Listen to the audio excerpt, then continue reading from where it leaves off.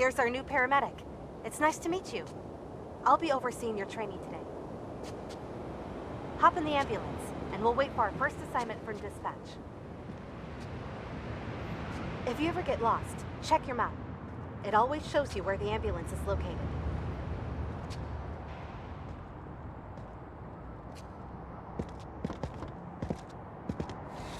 Dispatch calling ambulance 152. You are needed at the scene of an accident.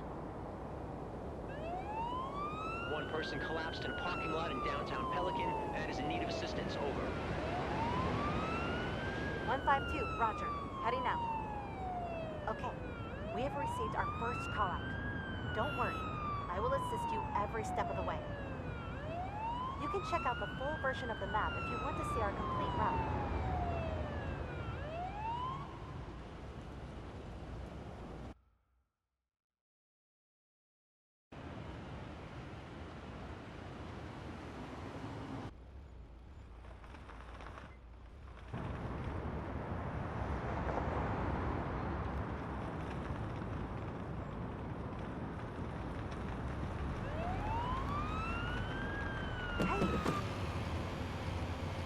Drive swiftly and safely to the location marked on your map. Use the siren as needed.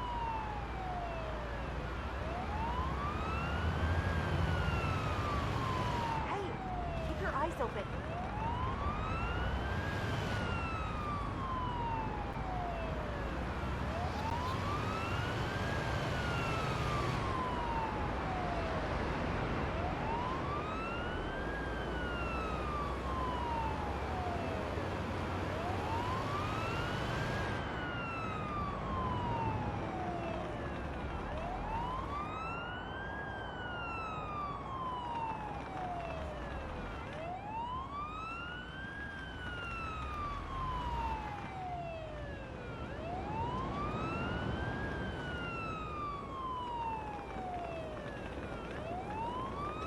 We've arrived. Let's assess the situation.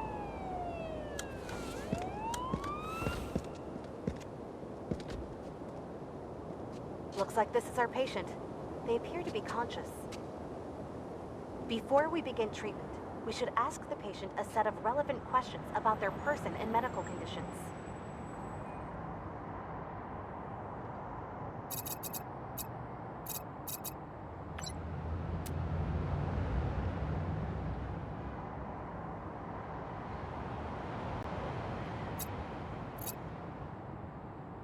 This is called anamnesis. Try to retrieve as much information as possible. The more we know, the better we can help. My whole body is aching.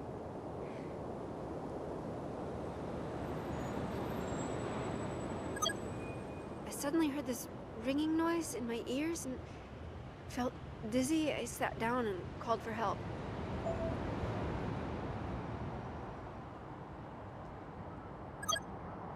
I suddenly heard this ringing noise in my ears and felt dizzy. I sat down and called for help. I suddenly heard this ringing noise in my ears and felt dizzy. I sat down and called for help. Take a moment to further inspect the patient. You might find some more evidence while inspecting different body parts. We've received new information about the patient. I already made a note inside the patient protocol. This is where we collect all relevant information about the patient and mark down newly discovered pieces of evidence. Take a look at it now.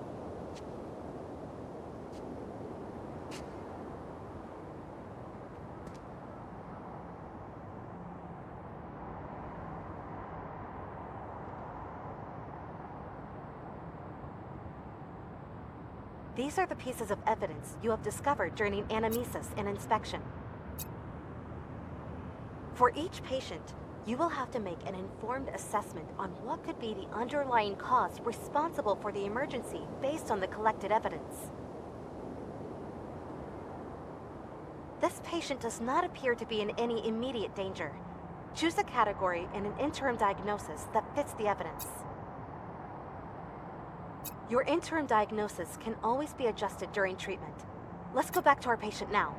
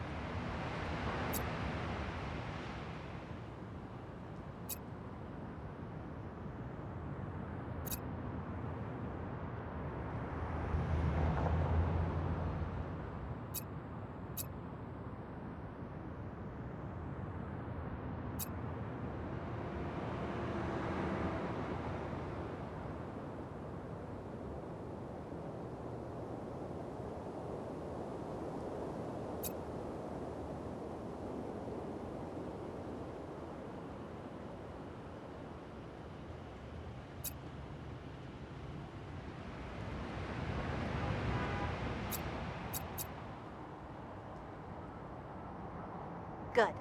Let's put the patient on the stretcher and continue treatment inside the ambulance.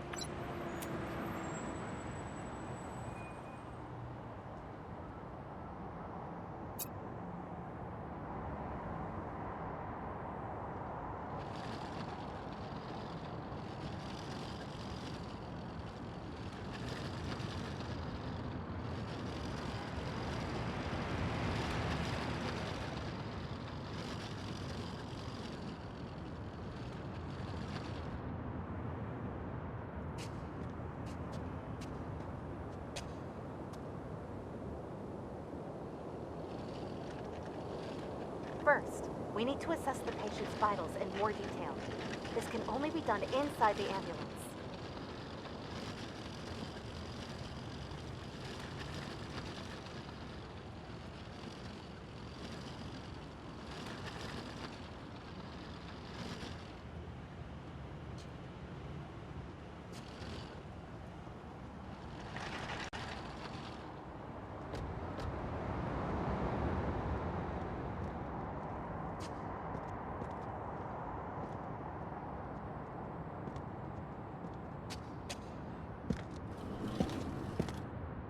For now, there are 3 key vitals we should worry about: oxygen saturation, heart rate, and blood pressure. To measure both oxygen saturation and heart rate, attach the oximeter's clip on the patient's finger. Diagnostic tools will then provide you with live readouts of the patient's vitals.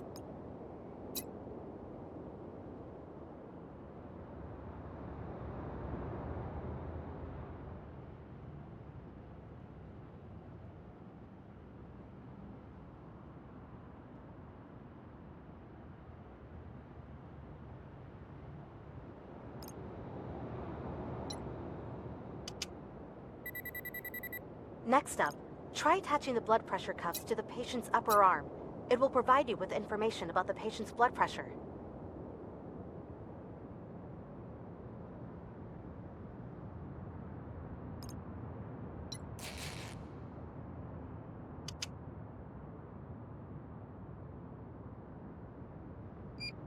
Vitals are displayed in more detail inside the patient protocol.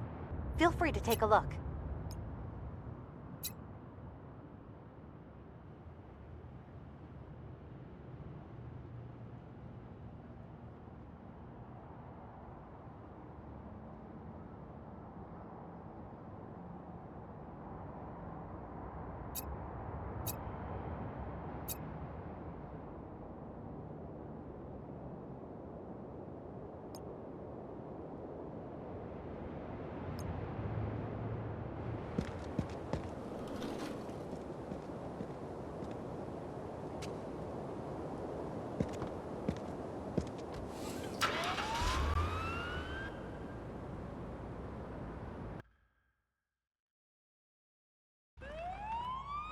All vitals seem to be within their normal range. This patient is clearly unwell. Let's take this one to the nearest hospital, just to be safe. I will monitor the patient during transport, while you drive us to the closest hospital.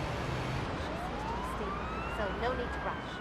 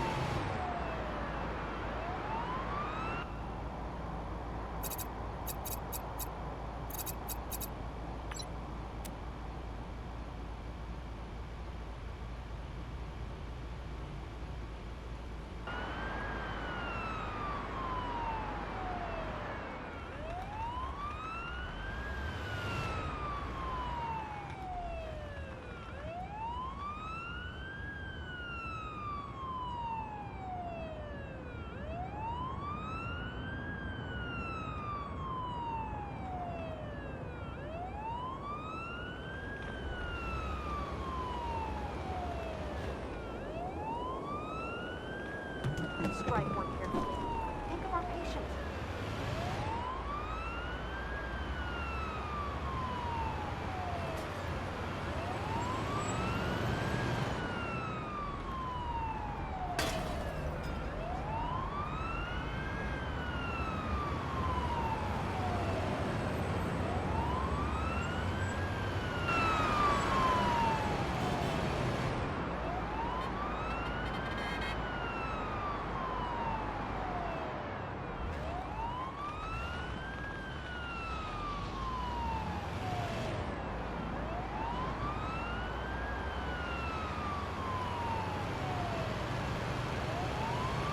We've arrived.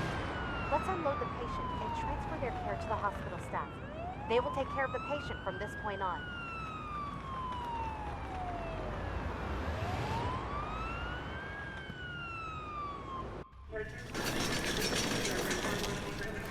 Nice job.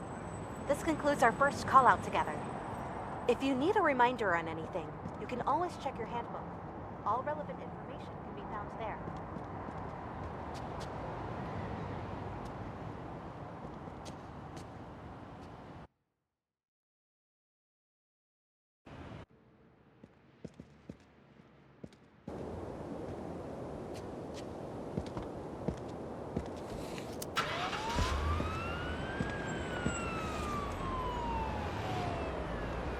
Shift's over, remember?